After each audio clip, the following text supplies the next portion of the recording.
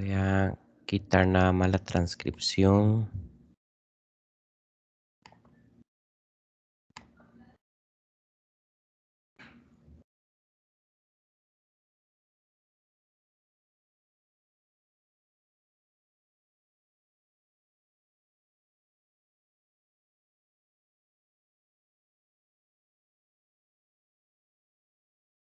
Ok, voy a proyectarles una presentación.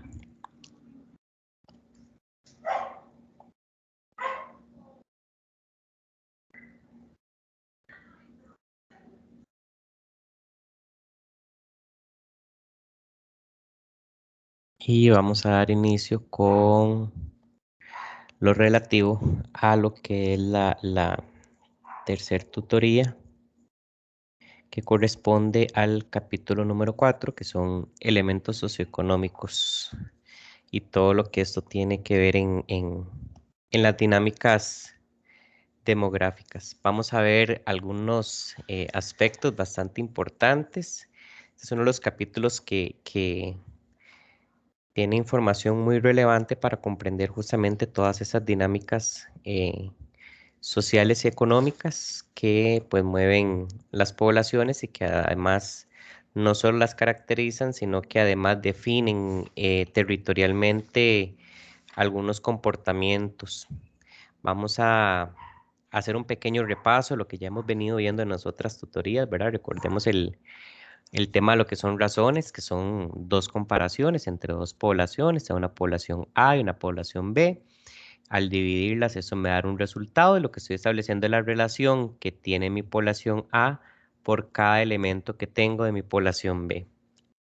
Teníamos además lo que eran las proporciones, ¿verdad? Recordemos que las proporciones es de toda mi población, es decir, de todo lo que tengo en el denominador, qué porcentaje corresponde el pedacito que es de interés, ¿verdad? Entonces recordemos que para efectos de las proporciones siempre va a ser un porcentaje, siempre va a ser por 100, y lo que tenemos que considerar es que es un pedacito de toda la población. Y luego tenemos las tasas, que las vimos ampliamente en la tutoría anterior, que nos indica un fenómeno que se explica en tiempo y espacio, y que lo que nos mide es un evento y la población que se expone a ese evento por un factor de ampliación, y pues todos los detalles que vimos respecto a lo que son tasas, ¿verdad? Eso es como para tener ahí presente, ¿verdad? Que eso es un resumen de los tres números relativos que estuvimos viendo y que nos conceptualmente nos ayudan bastante para entender muchos de los indicadores. No es la excepción. En este capítulo número 4 vamos a seguir aplicando razones, vamos a seguir aplicando proporciones y vamos a seguir aplicando tasas. Nada más que vamos a ver algunos aspectos más específicos, conceptualmente hablando. Para iniciar, tenemos un primer acercamiento con lo que son las definiciones de lo que son familias y hogares. Vamos a entender la familia como el grupo de dos o más personas que normalmente habitan en una vivienda y que tienen pues relaciones o afinidades de consanguinidad. Este, entonces, como podemos observar aquí, esa familia, ¿verdad? Puede definirse por temas de consanguinidad, o que estrictamente tienen un parentesco, o por, como les decía, por afinidad, ¿verdad? Que puede ser, por ejemplo, después que yo conviva con amistades, por ejemplo. Además, pueden ser consensuales o legales, ¿verdad? La consensual es, por ejemplo, el tema de la unión libre, el tema de conveniencia, ¿verdad? Y el legal, por ejemplo, es cuando existe propiamente el matrimonio. Entonces, a nivel de familia, podríamos definirlo como ese grupo de personas que están juntas en un mismo hogar por alguno de estas, ¿verdad? De estas características, que sea por consanguinidad o por afinidad, y que además puede ser, pues, por un consenso o por tipo legal como el matrimonio. Hay tipos de familia. Podemos tener lo que es la familia nuclear, tenemos también lo que es la familia extendida. Entendemos la familia nuclear como los elementos principales, que son papá, mamá, hijos o hijas. Em, aquí podría entrar pues en discusión muchos aspectos, ¿verdad? Que como las familias monoparentales, ¿verdad? Que solo es la mamá o el papá con sus respectivos hijos o hijas. Eh, Entra también, por ejemplo, las parejas que no tienen hijos, entran también las parejas del mismo sexo, o sea, todo eso es lo que se conoce como familia nuclear, ¿verdad? Que son los primeros elementos de la familia.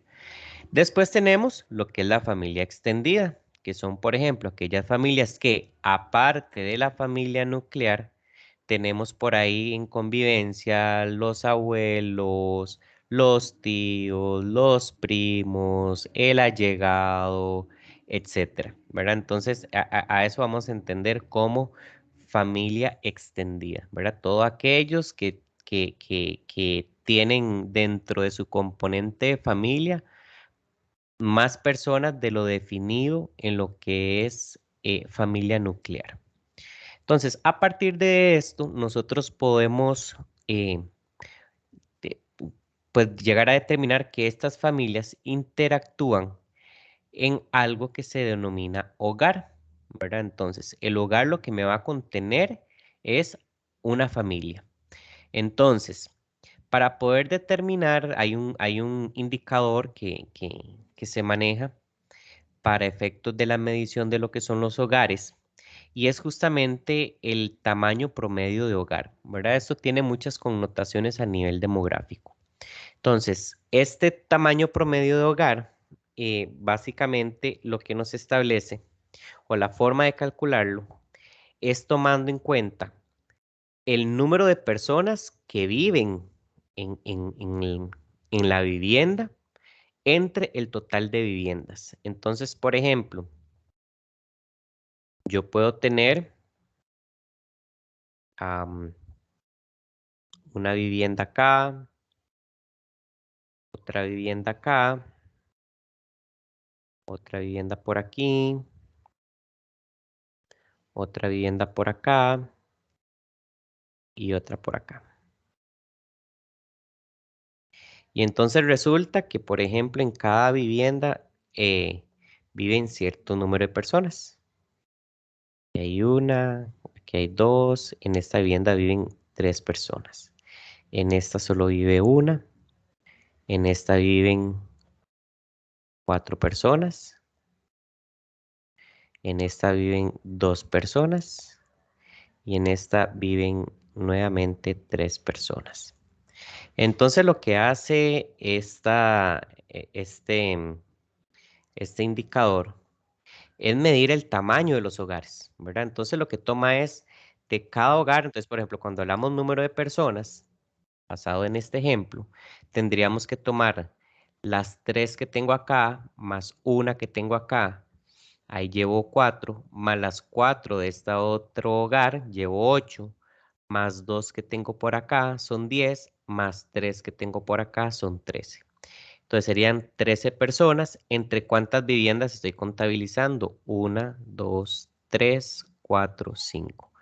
Entonces, del resultado de dividir, por ejemplo, 13 entre 5, podríamos determinar que por cada vivienda aproximadamente viven 2.6 personas. Entonces, eso es lo que nos mide es el tamaño promedio de los hogares en un territorio.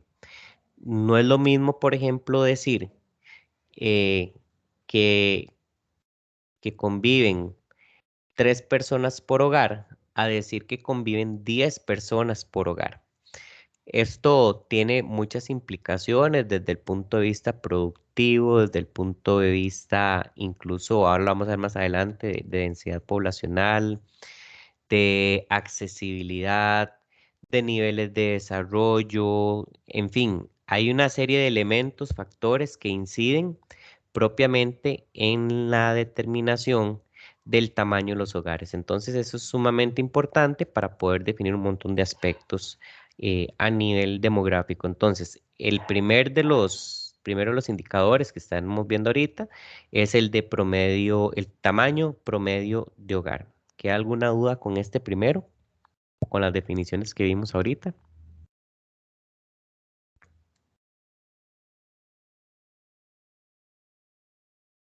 Parece que todo claro, entonces seguimos avanzando.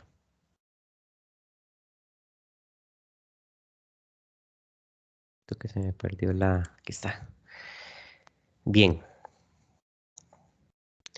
pasamos ahora a lo que es el tema de urbanización.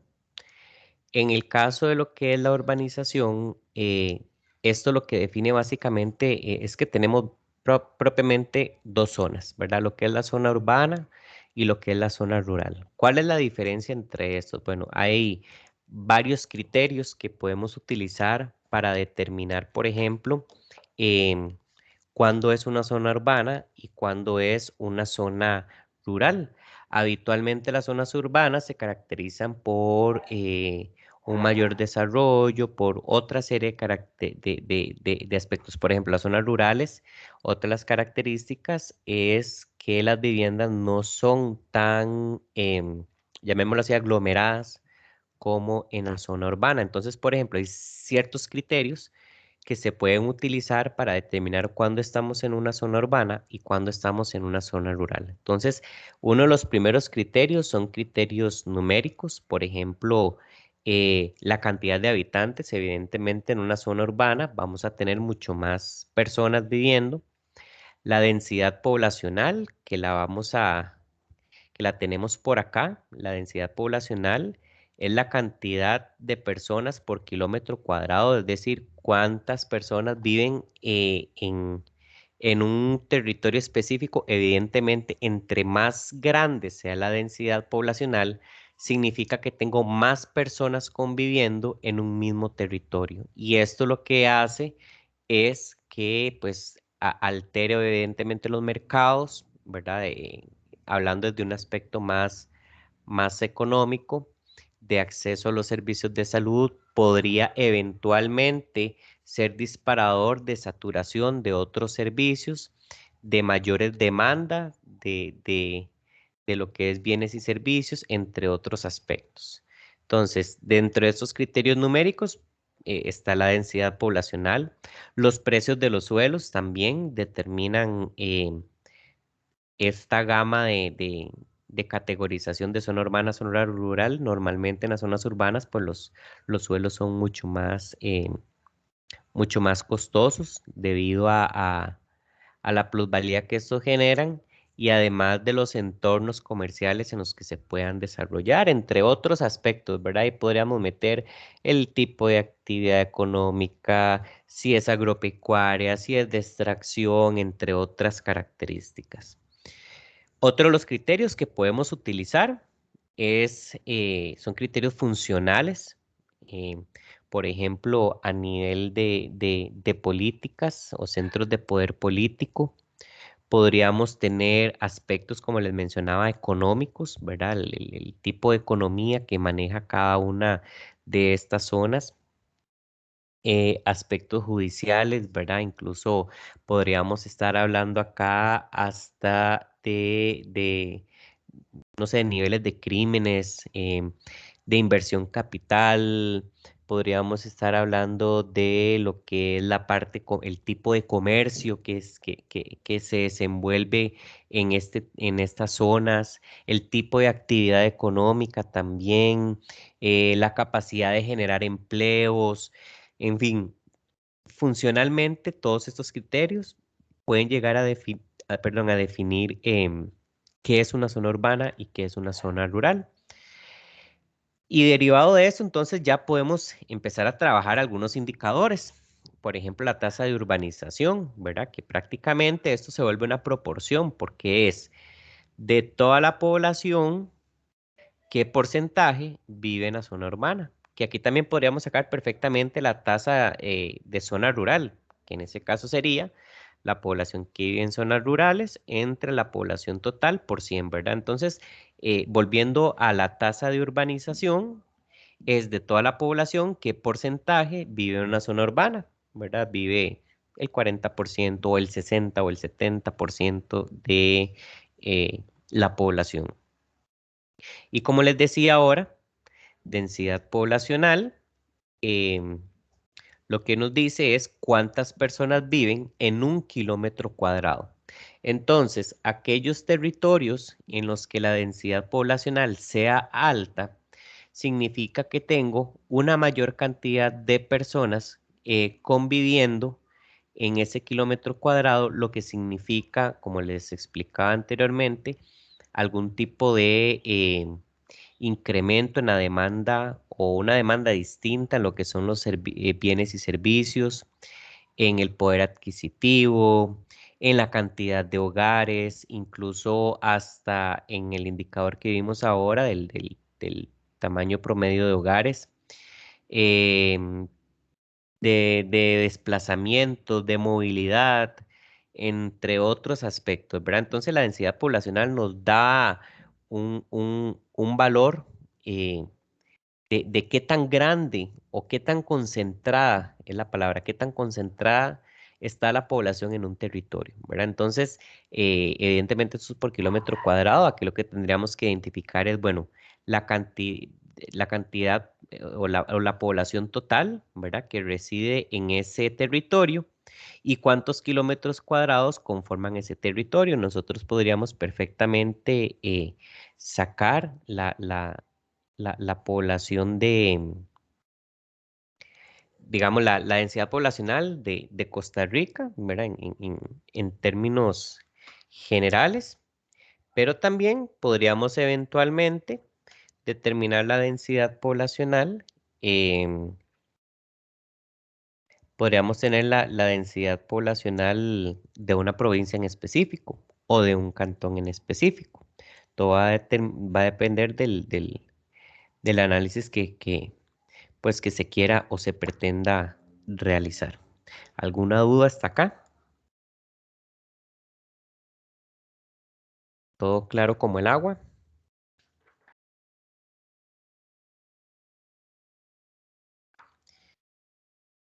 Bien, entonces vamos a avanzar a otro de los puntos que son relevantes en esta materia y tiene que ver con la población y el trabajo.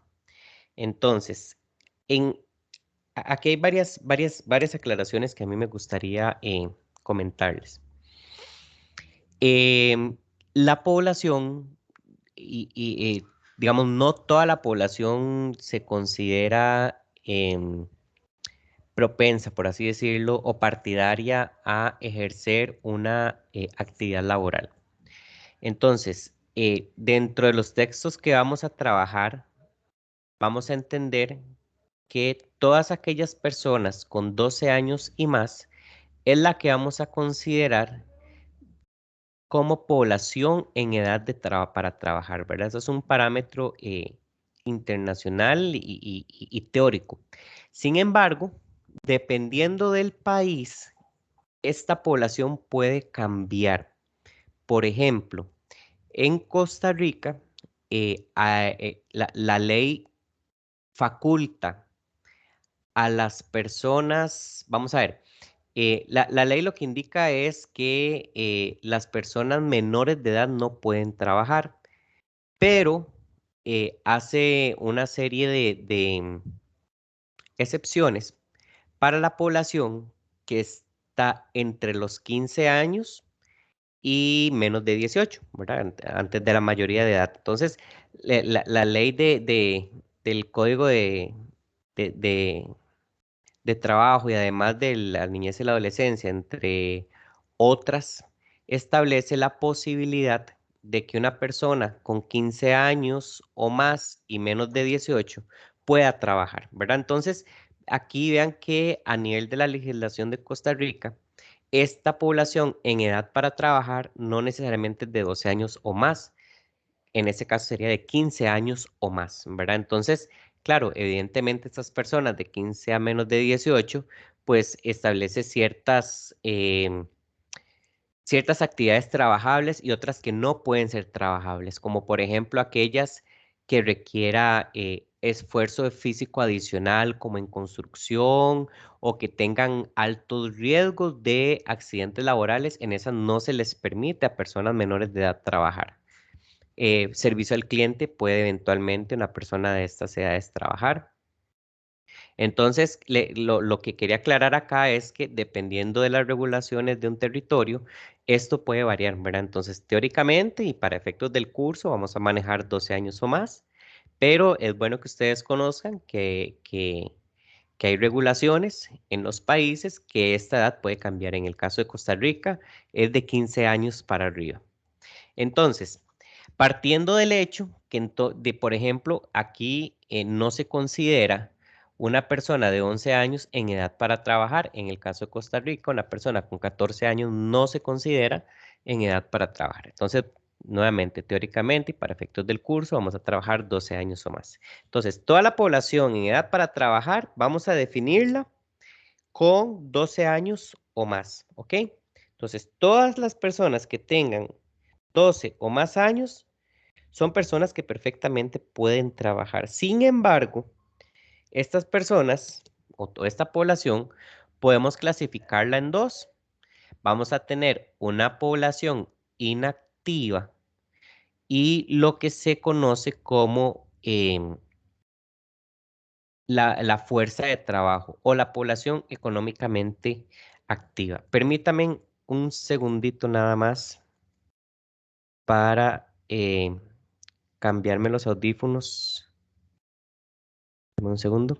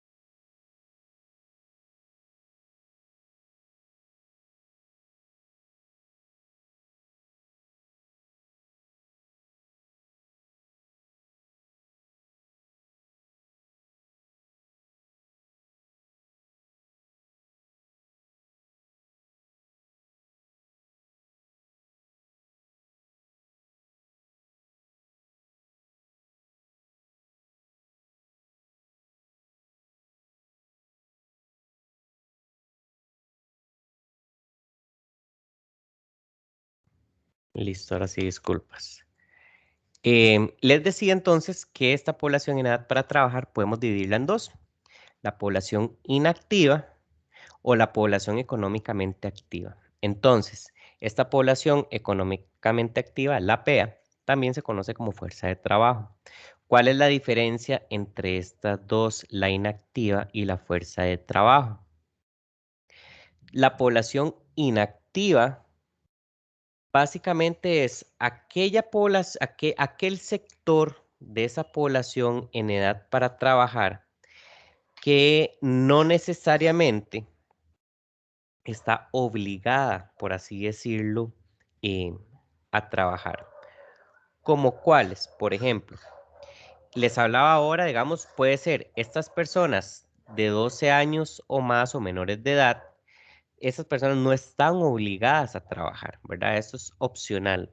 Son parte de la población en edad para trabajar, pero no necesariamente se consideran como parte de la población económicamente activa.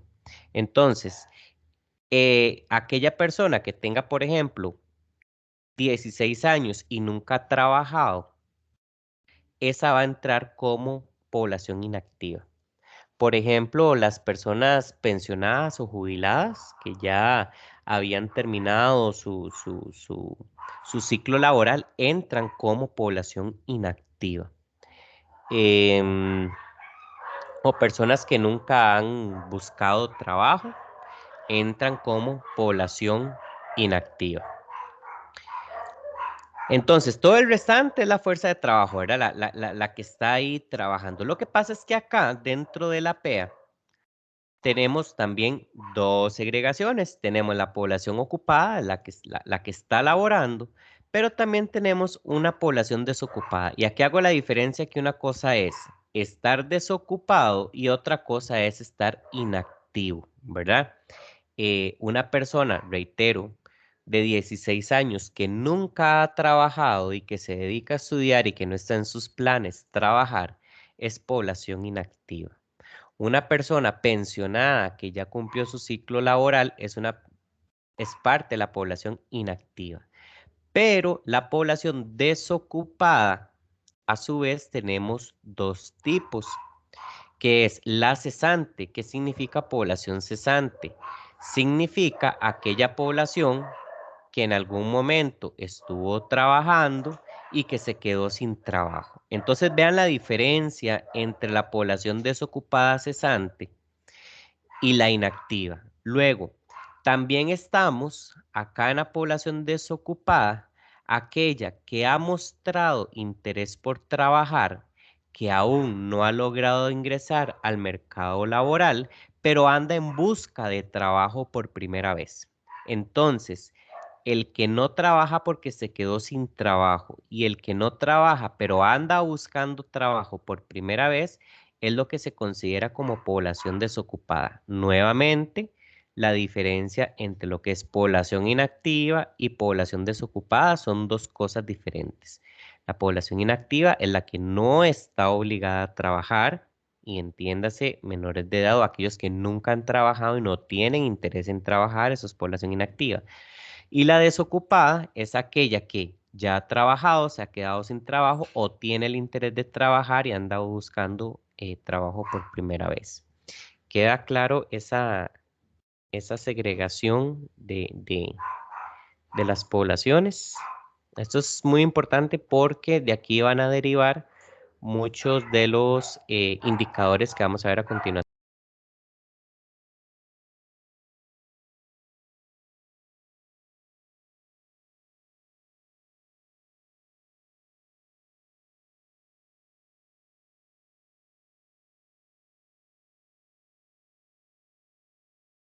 Ok, si no hay dudas, continuamos acá. Entonces, les decía que esta segregación de población es sumamente importante porque de aquí nos va a derivar varias de los indicadores que vamos a ver a continuación. Permítame un segundo para traer agua.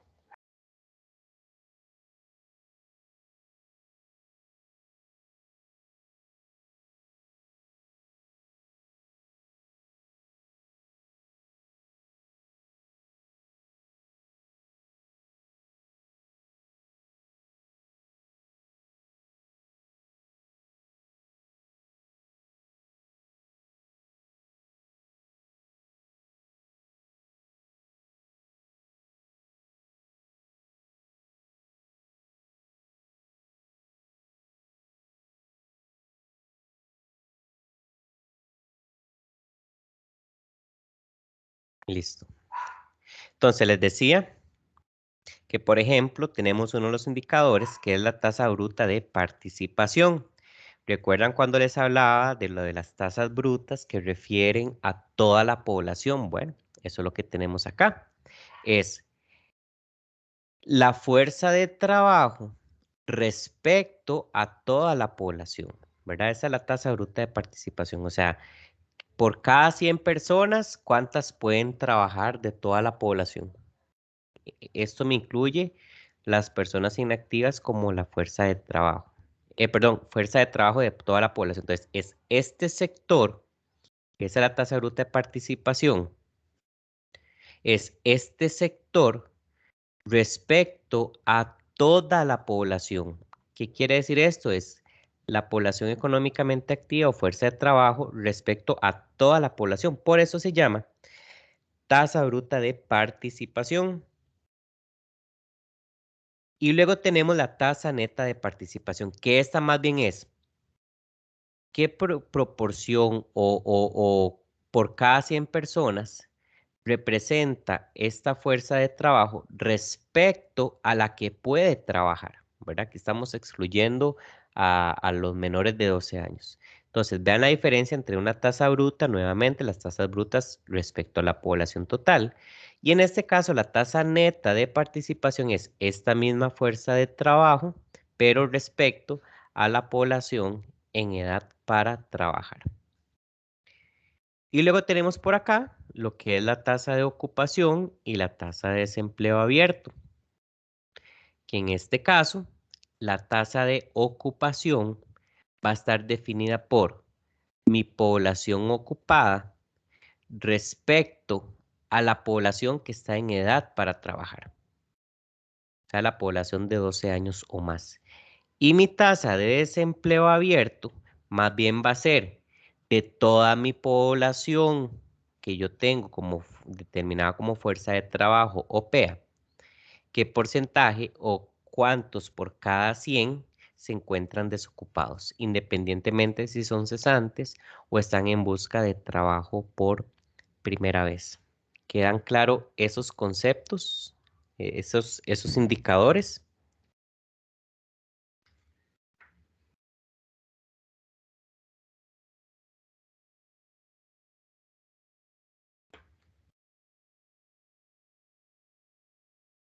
Bien, si no hay dudas, continuamos. Luego tenemos por acá otro de los eh, aspectos sumamente importantes que tienen que ver con temas que influyen en lo que es las dinámicas sociales, ¿verdad? Incluso los tamaños de la población y están relacionados con los temas de migración. Y ahorita vamos a ver que pues una población que no solamente puede variar, no solamente puede variar respecto a nacimientos y defunciones, sino también a otros efectos de movilización de las personas. Entonces, aquí hay dos tipos de movimientos, ¿verdad? En efecto, hay gente que entra y gente que sale de un territorio, pero hay nomenclaturas que tenemos que manejar. Entonces, vamos a hablarlo de la siguiente manera. Cuando nosotros íbamos a posicionarnos acá en Costa Rica,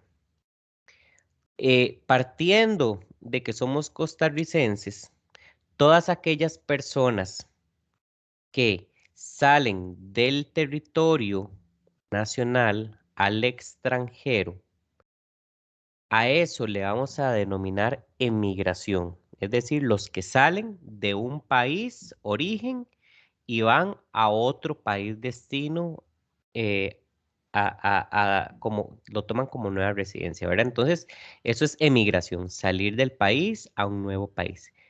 Y vamos a reconocer como inmigración cuando alguien de un país extranjero viene a mi país de origen, ¿verdad? Entonces, esos dos conceptos, emigración, yo salgo del país, inmigración, yo entro a un país. Entonces, esa es la diferencia, ¿verdad? Emigración, salir del país, inmigración, entrar al país. Esto cuando lo vemos entre países. Sin embargo, el tema cambia cuando hablamos a nivel del territorio de un mismo país, ya aquí no podemos hablar de migración y de inmigración. Aquí el concepto cambia.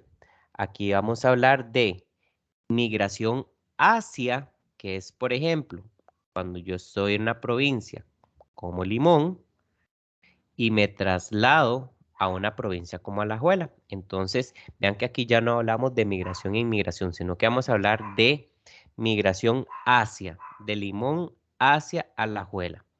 O migración desde, por ejemplo, si soy de Punta Arenas y me estoy viniendo de Guanacaste a Punta Arenas, entonces vamos a decir que aquí hay una migración desde Guanacaste hacia Punta Arenas. ¿De acuerdo? Entonces tenemos cuando es a nivel internacional o a nivel de países, los dos conceptos que vamos a manejar es emigración o inmigración, es decir, emigración salgo, inmigración entro.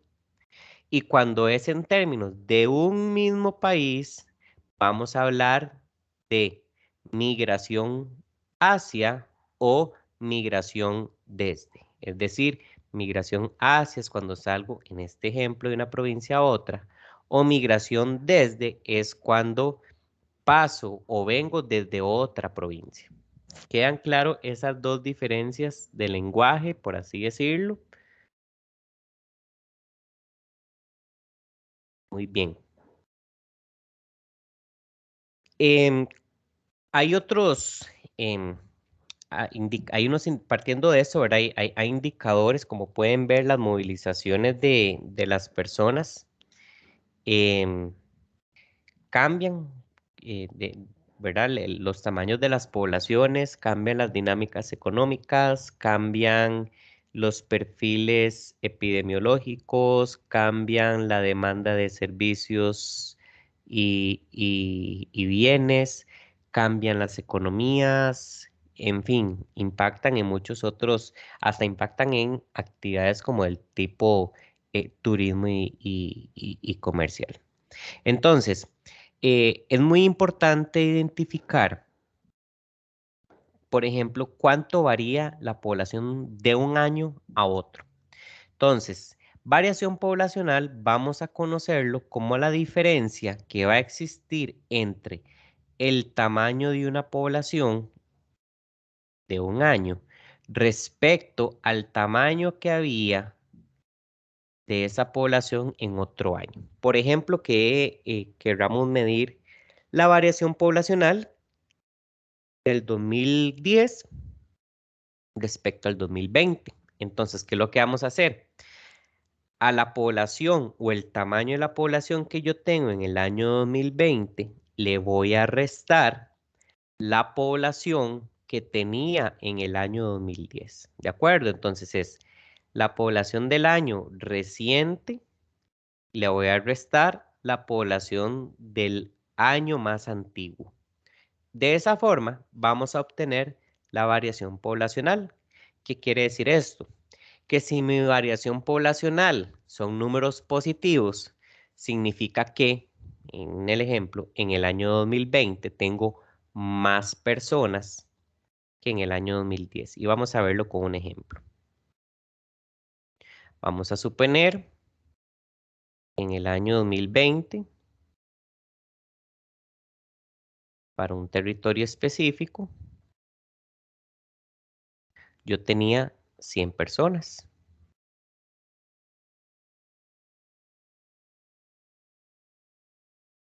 Pero en el año 2010 yo tenía 90 personas. Entonces, si yo quiero sacar la variación poblacional de estos 2 años, ¿qué es lo que voy a hacer? La población que yo tenía en el año más reciente, es decir, en el año 2020, le voy a restar la población que tengo o que tenía en el año 2010. Es decir, mi variación poblacional va a ser igual a 100 menos 90. ¿Qué significa esto? Que mi variación poblacional es de 10 personas. Y como está en números positivos, significa que tengo 10 personas más en el año 2020 de las que tenía en el año 2010. Puede suceder, por ejemplo, veamos este otro caso. Tengo en el año 2019, vamos a suponer que tenemos 95 personas. Y en el año 2009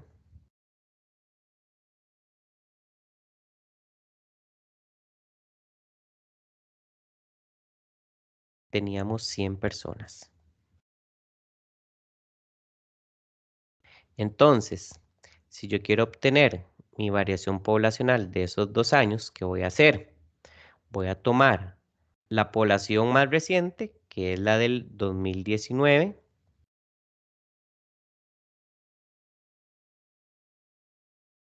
y le voy a restar la población que yo tenía en el año 2009.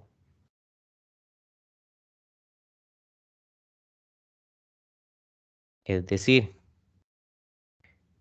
mi variación poblacional va a estar determinada por los 95 que tenía en el año 2019 menos los 100 que tenía en el año 2009. ¿Qué significa esto? Que mi variación poblacional va a ser de menos 5 personas. ¿Qué significa cuando tengo una variación poblacional negativa? Significa entonces que tengo menos población, en este caso en el 2019, de la que tenía en el 2009. Entonces vean que la variación poblacional, aparte de decirme en cuánto está variando una población, lo que me está diciendo además es si estoy teniendo un crecimiento, números positivos, o un decrecimiento de la población, números negativos. ¿Queda claro estas características de lo que es la variación poblacional?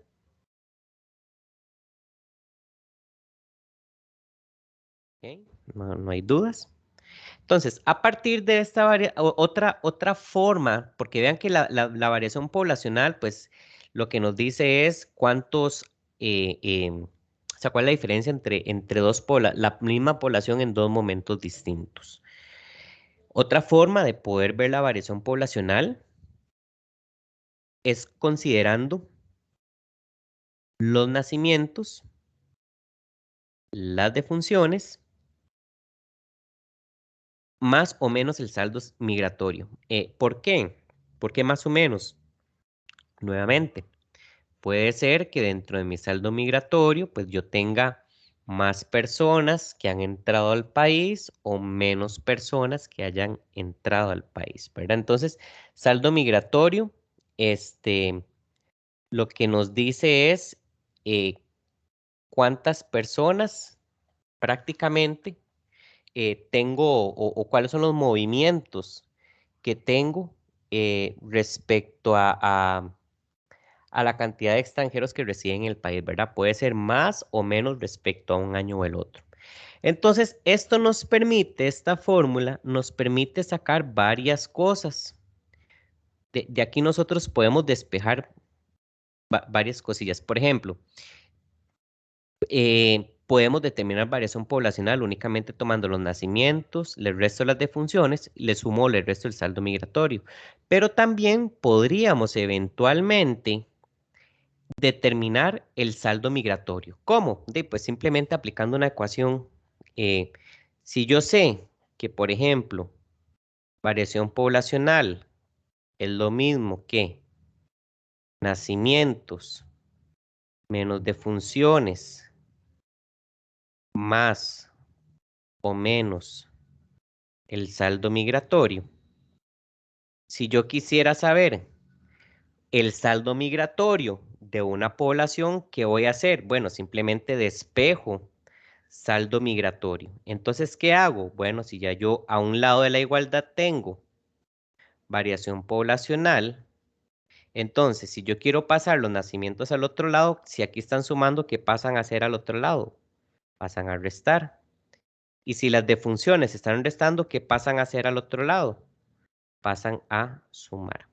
Entonces, variación poblacional menos nacimientos más las defunciones me va a dar el saldo migratorio. Entonces, ¿qué significa esto?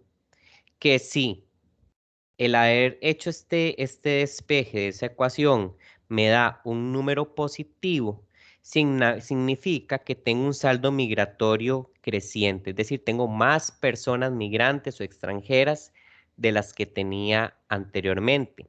Y si esto me da negativo, significa que mi saldo migratorio, es decir, la cantidad de extranjeros en el país, es menor a lo que tenía anteriormente. Igual, ¿verdad? Puede ser que también me den la variación poblacional, puede ser que me den las defunciones, puede ser que me den el saldo migratorio.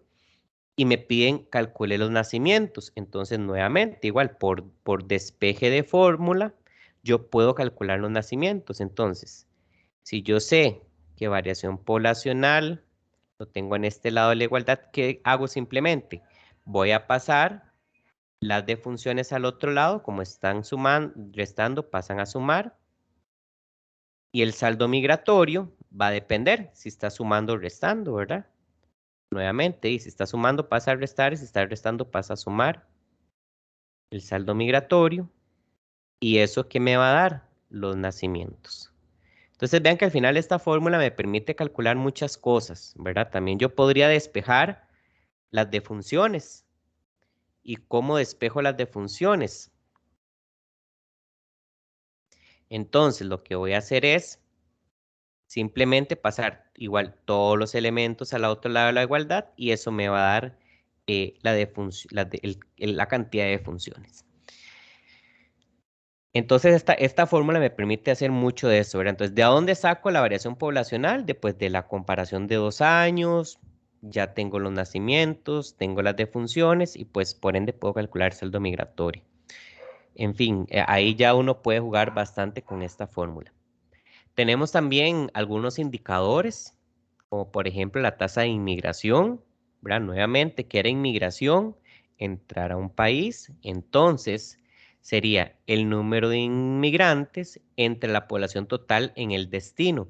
¿Y quién es la población total en el destino? Entonces, inmigrantes vienen de un país hacia otro, entonces, ¿cuál va a ser esa población destino? En este caso, Costa Rica. Entonces, sería la población total de Costa Rica y el número de inmigrantes es cuántos extranjeros están entrando.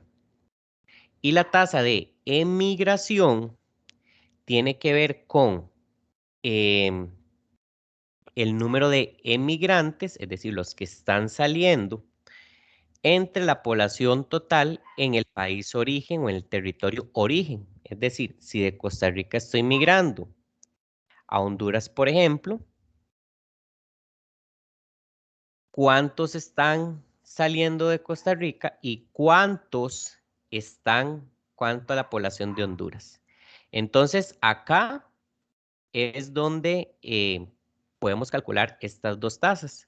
Y por otro lado, tenemos la tasa neta de migración, que aquí es donde yo voy a tomar el número de inmigrantes, es decir, cuántos entraron, el número de emigrantes, cuántos salieron, los voy a restar, y eso lo divido entre la población total del territorio donde estoy, y eso me da la tasa neta de migración, ¿verdad? Eso lo que me va a decir es si en efecto esos movimientos me generaron más o menos población, considerando todos esos movimientos de salida y entrada de personas al eh, territorio. ¿Alguna duda con esto? Adelante, sí.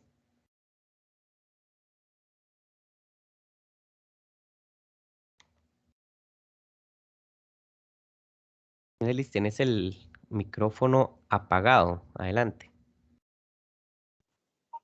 Profe, es que la duda mía es, esos datos normalmente cuando lo explican en la tutoría los presentan como el planteo de un problema, digamos, y en los Ajá. cuestionarios los ponen en estilo de tabla, donde uno tiene que descifrar con qué datos trabajar, y a mí eso siempre me cuesta un poquillo. No sé si existe la posibilidad de un ejemplo así con la tabla.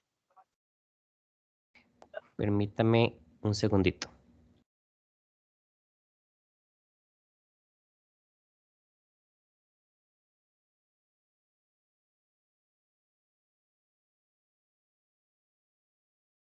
Ok, sí, son planteamientos, ¿verdad? Completamente, es lo mismo, nada más que la forma en cómo lo planteo puede ser distinto, ¿verdad? Puede ser que yo em, les ponga en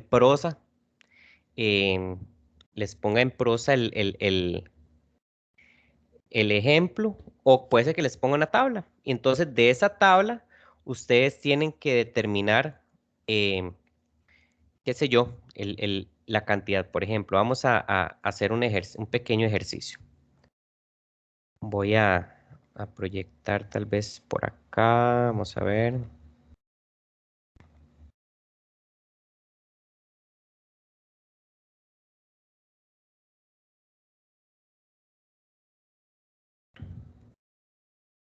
Voy a proyectarles este Excel, nada más como para hacer el ejercicio a nivel de tabla. Evidentemente, esto pues, varía mucho. Entonces yo puedo tener una población en el 2010, voy a inventar, de 300 personas. Puedo tener nacimientos en el 2010 y hubo, no sé, 50 nacimientos. Grande. Tengo defunciones. Fueron 40. Estas corresponden al año 2010. Pero resulta que la población en el año 2000 era de 290 personas. Y entonces resulta y nos preguntan y nos dicen cuál es el saldo migratorio. Entonces, ¿qué nos decía la fórmula? La fórmula básicamente lo que nos estaba diciendo es que vamos a tomar, por ejemplo, la variación poblacional. Esto es lo mismo que nacimientos menos defunciones, más menos saldo migratorio.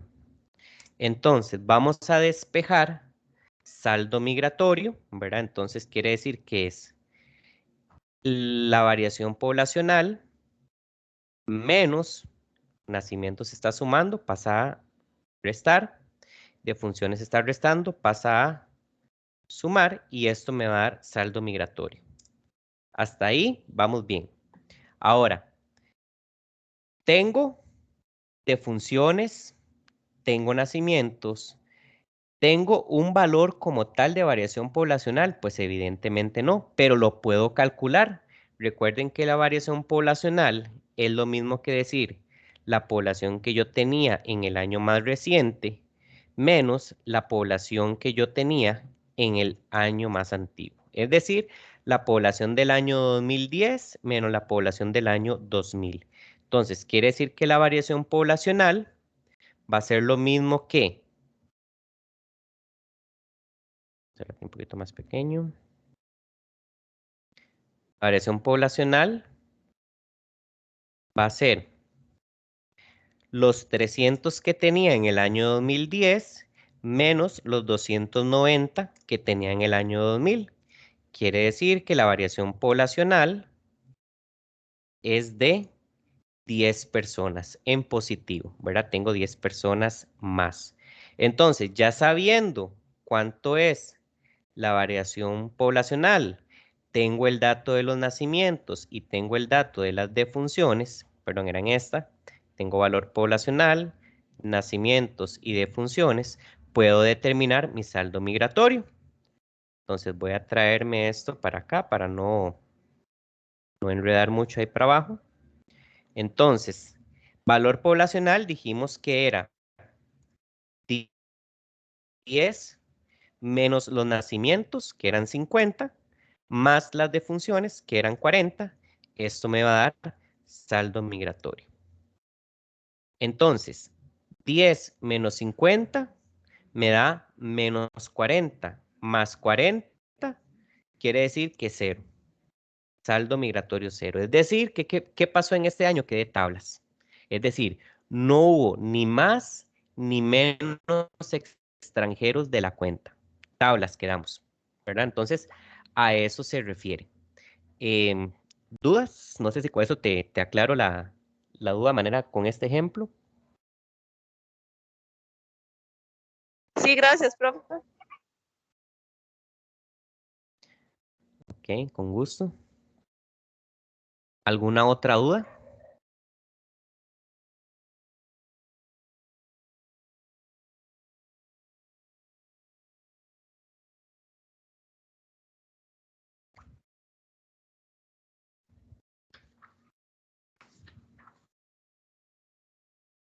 Bien, si no hay más dudas, entonces estaríamos dando por finalizada la tutoría. igual cualquier cosa que surja en estos días, repasando la materia o algo, ahí pueden escribirme a través de la plataforma y yo les voy a estar contestando. Les agradezco la participación y nos estamos viendo en la próxima tutoría. Que tengan una muy buena tarde. Hasta luego, gracias, profe. Hasta luego, con gusto. Hasta luego y gracias, profesor. Con gusto, hasta luego. Hasta luego, profesor. Muchísimas